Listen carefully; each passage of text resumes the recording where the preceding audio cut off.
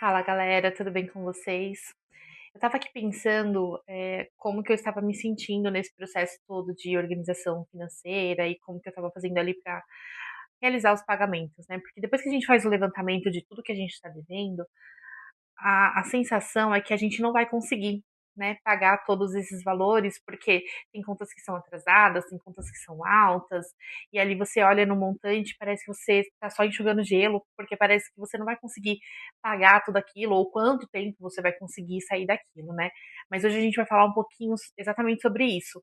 Quando a gente tem contas atrasadas, como que a gente vai fazer para se organizar financeiramente ali, para que a gente honre com as contas e consiga, né, dar vazão ali o resto das contas que a gente precisa quitar.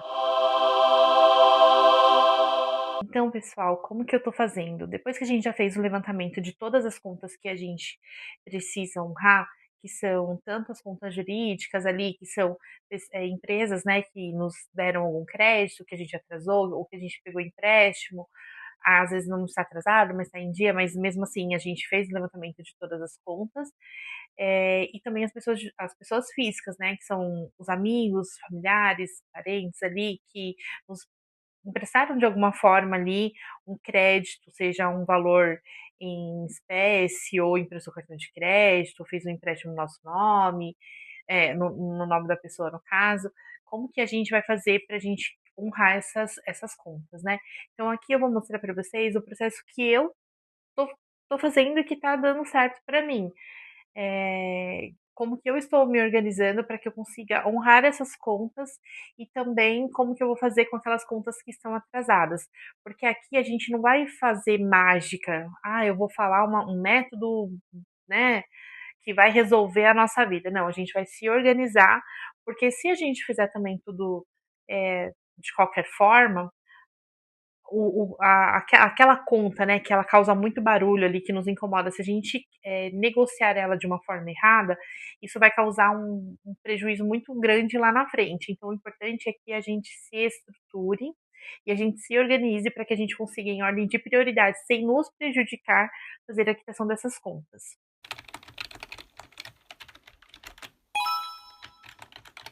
Então, pessoal, quando tá todas as contas ali atrasadas, ou quando a gente está nesse processo de organização, o que que a gente tem que priorizar? São as contas que mantêm a nossa sobrevivência. Por quê? A conta que faz barulho, ela vai causar um pânico na gente ali no momento, mas, por exemplo, o que te prejudica mais? Você deixar de pagar um cartão de crédito ou pagar um aluguel? O cartão de crédito ele vai continuar ali, você consegue renegociar ele, né, e pagar lá na frente. O seu aluguel não. Você corre o risco ali, o seu aluguel, o seu financiamento, enfim, de ser despejado. Então você pode perder a sua moradia por conta da priorização errada daquela conta. Então, o que são contas que são prioridades para gente, né? São as contas de água, as contas de luz, o aluguel, né? Ou a prestação da casa, o financiamento, é o gás, alimentação, principalmente. A gente não pode deixar de colocar aqui no papel a nossa alimentação, que é extremamente importante. Não estou falando gastos de saída, tá? A alimentação que eu quero dizer é o básico ali para a gente sobreviver, né? Então não é, eu preciso ir num restaurante caro, eu preciso sair todo final de semana, eu preciso tomar sorvete todos os dias. Não, não é isso. A alimentação é o básico ali para que a gente mantenha a nossa sobrevivência. Um outro item que eu considero também muito importante é aquele item das contas que nos permitem continuar trabalhando, né? Porque aí você pensa aqui comigo, se eu não conseguir trabalhar, como que eu vou pagar minha conta, né? Porque assim, o nome sujo, ele até incomoda a gente, mas o não trabalhar, o que nos impede de trabalhar, ele nos paralisa, porque aí a gente fica sem opções de ter uma renda ali para honrar com as nossas contas. Então, esse fator do item de contas que nos permitem continuar trabalhando, ele é um item extremamente importante. E aí, o que engloba esse item, né? Eu coloquei aqui alguns exemplos, mas aí a gente tem que adaptar sempre para a realidade de cada um. Então, a gente tem que priorizar o transporte, a internet, o celular, mas aí esse item de internet e celular tem uma ressalva. Por quê?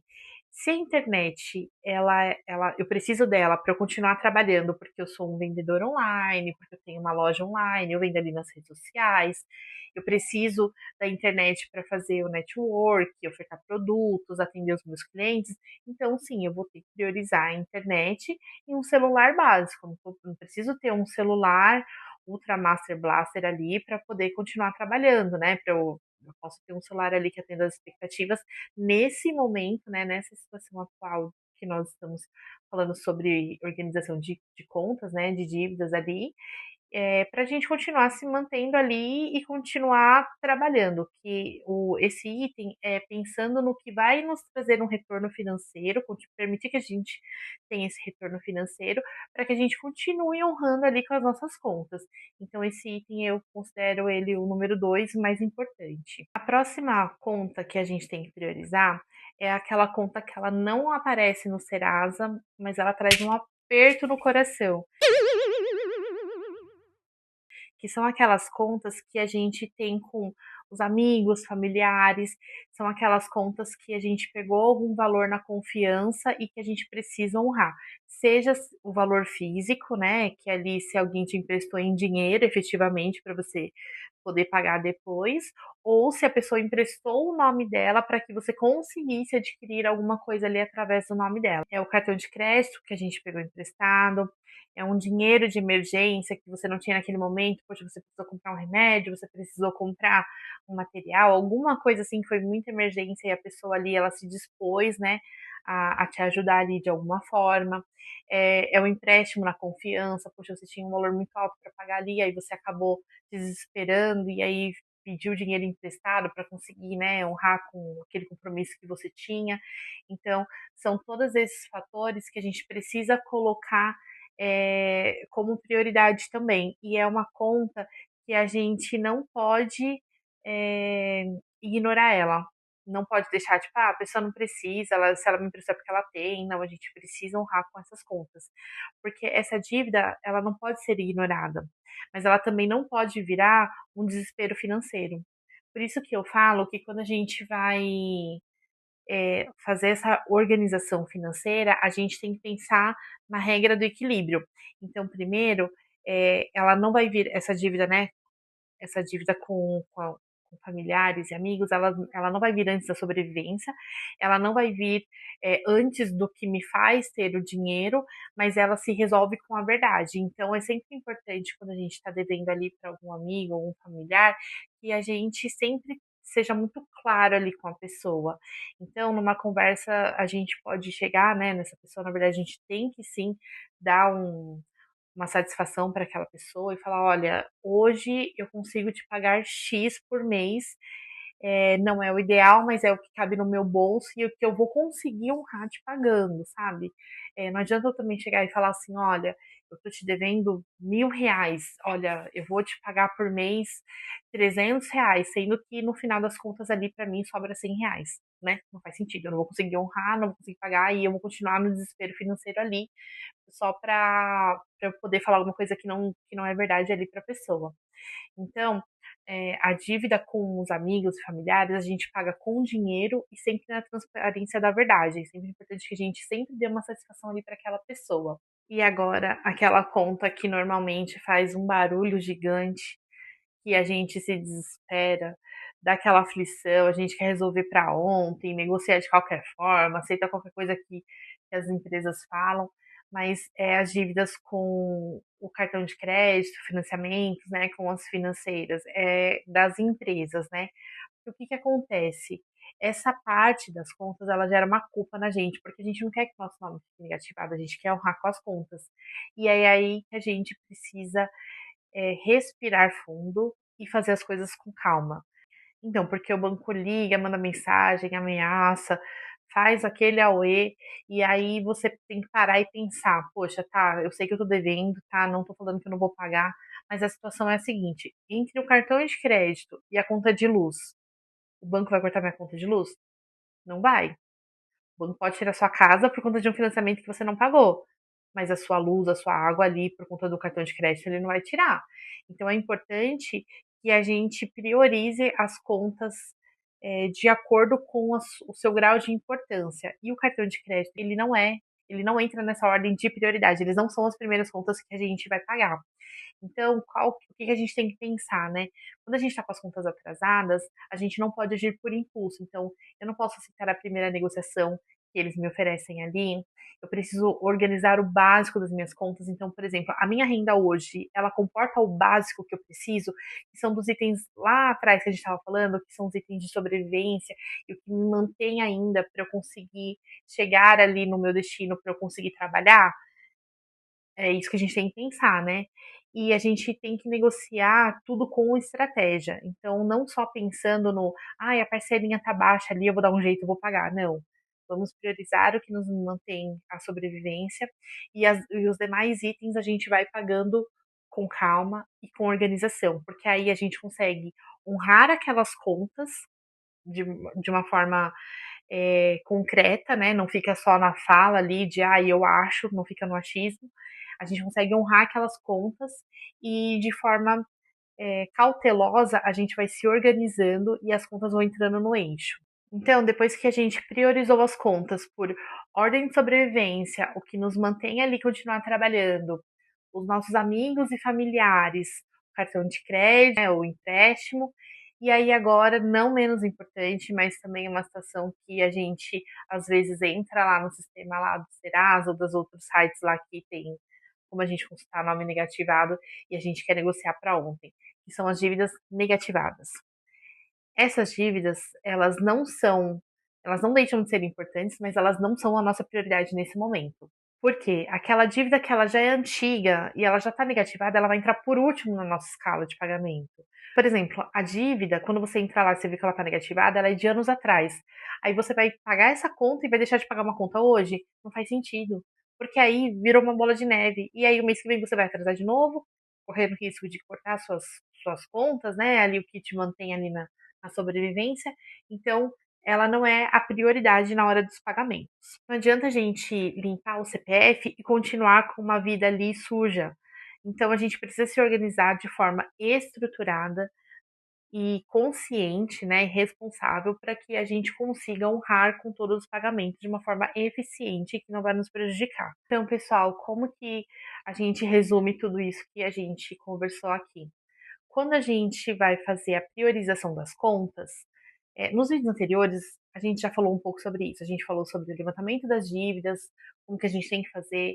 Depois a gente colocou ali como que a gente vai organizar as contas para a gente ter uma visão clara ali de tudo que a gente deve, de tudo que a gente tem que pagar. E aí agora a gente está falando sobre o que eu vou priorizar para fazer os pagamentos. Então, a primeira regra é: eu tenho que priorizar o quê? A moradia e as contas básicas. Porque sem isso vai criar um caos e vai trazer um problema muito grande lá na frente. O segundo item são as contas que nos permitem continuar trabalhando, para que a gente tenha uma renda, né? E a gente consiga honrar com esses pagamentos.